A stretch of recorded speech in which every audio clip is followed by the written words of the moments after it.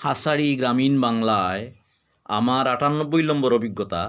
শিরোনাম হইল সমাজখানো এখন আইছে একটা ফ্যাশন। এখন একটা ফ্যাশন হইছে সমাজও যায় দেখা, খায়দা করি বড়াই করা আর মানুষ টগা। চলাত স্বার্থ, বলাত স্বার্থ, স্বার্থর ফেসে চলা, স্বার্থত বাড়ি পড়ি গেলে মুখ হই যায় খালা।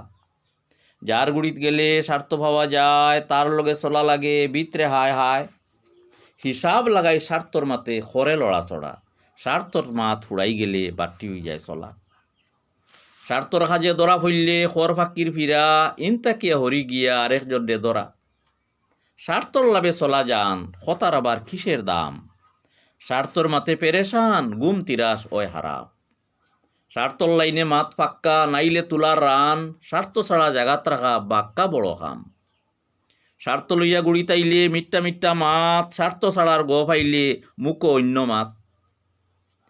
এখান মাত মনে মনে মতলব লইয়া চলা, আপনজন হরাই তৈয়া শুধু নিজের কথা বলা। আগর মানর পড়াশোনার সুযোগ আসলো কম, বিদ্যা শিক্ষা কম হইল, বুঝো আসলো দন, সৎ সরল জীবন আসলো, আকল আসলো টান।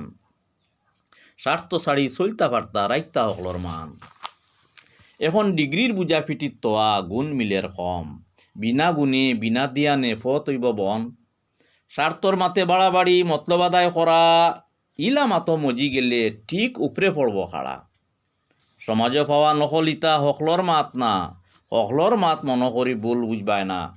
চলো হিসাব করি বুঝো আই, ই ফ্যাশনটারে করে ভালাই, আল্লাহর মাত স্মরণ করি জীবনটারে আগ বাড়াই।